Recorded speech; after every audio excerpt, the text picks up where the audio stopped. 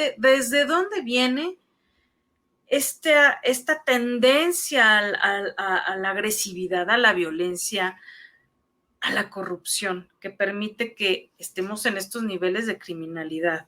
Claro, muchas gracias por la pregunta. Es una pregunta muy interesante y sin duda alguna se ha planteado ya en varios contextos. Recordemos cuando el expresidente Enrique Peña Nieto hablaba a propósito de la corrupción, por cierto, uno de los sexenios con más corrupción en México, y decía que estaba como en una suerte de gen o naturaleza del mexicano, de la cultura mexicana. No, y al menos mi opinión no me parece que sea así. Me parece que debemos siempre pensar la violencia, la corrupción como resultado más bien de procesos sociohistóricos, ¿no? Resultado de procesos sociohistóricos que a diferencia de otros países han tenido otros procesos sociohistóricos y por tanto no encontramos quizá los niveles de corrupción o los niveles de violencia que en otros países no tienen. ¿A qué me refiero? Por ejemplo, si nosotros pensamos la violencia, podríamos quizás empezar a pensarla como una manera de resolver conflictos, en términos muy abstractos, ¿no? Simplemente como para empezar a imaginar una respuesta. La política, por ejemplo, es también una manera de resolver conflictos, simplemente que la política se encausa a través de la comunicación, de los acuerdos y finalmente de la institucionalidad, a través de leyes o de instituciones. En cambio, con la violencia esto no ocurre. Los conflictos se tratan de dirimir a través del uso de la fuerza física. Por ejemplo, cuando estamos hablando de mercados ilícitos, como por ejemplo el narcotráfico, pues en un mercado legal, es decir, en un mercado de productos, el limón, materiales de construcción, etcétera, pues se cuenta con un marco jurídico, ¿no? Es decir, hay un orden legal estatuido que dice si alguna persona compra cierta mercancía, está obligada a pagar esa mercancía, porque si no, pues entonces viene una sanción que puede ser desde una multa hasta el encarcelamiento. Sin embargo, en mercados ilícitos eso no existe. No existe un marco jurídico porque las drogas, por ejemplo, son ilegales. Y entonces ahí la única manera que existe para que las dos partes, el comprador y el vendedor, lleguen a un acuerdo y esa transacción se dé, pues es a través de uno, o la confianza, o dos, la violencia. Lo que veíamos en el México de hace 20, 30 años eran ciertos acuerdos entre grupos, ¿no?, de narcotraficantes y el Estado, en donde había mucho de esa confianza porque ya había acuerdos internos. Tácitos, ¿no? Incluso. Tácitos, implícitos, o corrupción completamente, como lo Claro. veíamos incluso en las películas de los hermanos Almada, ¿no? Pero Sí.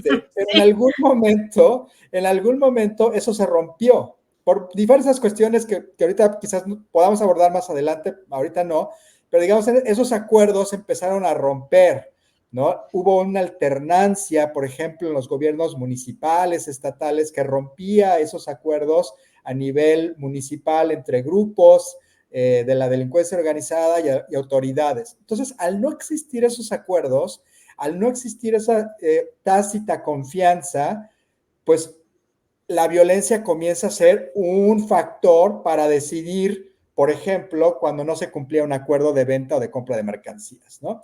Entonces, digamos, esto nada más lo pongo de una manera muy general, por supuesto es más complejo, etcétera, pero lo único que quiero es como que ilustrar la idea de que no es que las personas sean violentas per se, es más, no es que los mercados ilícitos sean violentos per se, sino que van surgiendo una serie de circunstancias que condicionan que la violencia sea ese mecanismo para dirimir desacuerdos entre políticos, entre grupos delictivos, entre personas, etcétera, etcétera.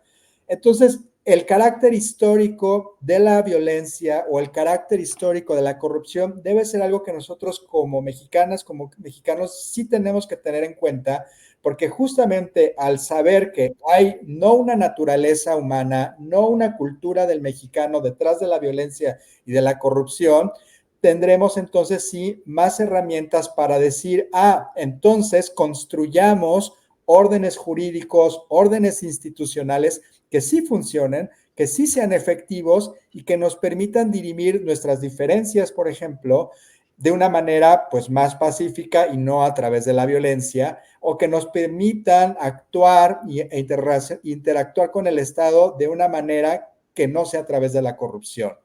Entonces, lo que ha ocurrido en México es que precisamente tenemos un orden jurídico que ha sido sumamente precario en el sentido de que no se ha respetado, de que las instituciones informales son lo que ha más bien operado en el México moderno y en el México contemporáneo, y que precisamente a través de esas vías de la informalidad, ya sea de la corrupción, ya sea del trato o de la connivencia o de la complicidad con grupos delictivos, es que estos fenómenos se fueron incubando y se fueron incubando hasta que llegó un momento en que pues abrimos la caja de Pandora.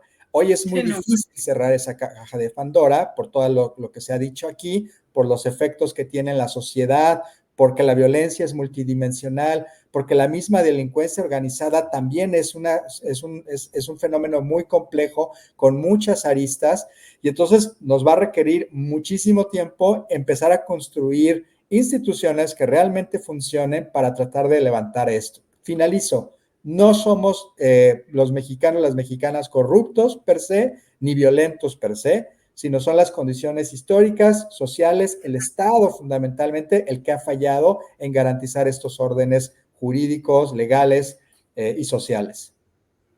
Claro, concreto y conciso. Excelente. Da como una... Es así como recibir una noticia buena y una mala. Y la buena es que no está en nuestros genes, no es de que, ay, es que es mexicano y ya tendemos a ser violento, es mexicana y es una violenta. No, sino que, como dices, han sido una serie de circunstancias sociales, y que tienen que ver principalmente con el Estado. Y la mala noticia es eso, de que hoy es pues como un monstruo de 1000 cabezas. Tuve la oportunidad de platicar con una persona pues en un grado de autoridad dentro del gobierno mexicano y me decía, es que detienes a uno, detienes a la cabeza de un grupo criminal, no sirve de nada porque lo detienes y al rato surge otro y lo detienes y al rato hay otro y así se la pasan. Entonces es complicado, pero da alivio saber de que no está en nosotros y que entonces si no es parte de nosotros, se puede cambiar. O sea, sí hay forma de que esto cambie, que va a tomar muchísimo y va a requerir mucho empeño. Sí, sí hay forma de que esto cambie y eso creo que es como una bocanada de aire fresco, ¿no? Y también vemos que, bueno, las consecuencias económicas ahí están, ahí mencionabas, Nancy, las pérdidas económicas directas. Tengo aquí un dato que dice, la inseguridad y violencia costaron a México aproximadamente 277 mil millones de pesos, esto es en 2020. Y eso representa el 1.85% del PIB nacional. Hay reducción de inversiones, lo decías Nancy, pues te desalienta a invertir. Si eres sector privado no vas a querer invertir. ¿Cuántas veces se ha antojado, ay, con ganas de poner un local de tal, un negocio de tal, y luego no, porque me van a venir a extorsionar, porque así es como se llama, ¿no? Me choca llamarle derecho de piso porque se me hace como adornar algo tan crudo que es como la extorsión. Hay gastos en seguridad y salud, que también los mencionabas, la erosión del capital humano, o sea, la violencia limita el desarrollo del capital humano.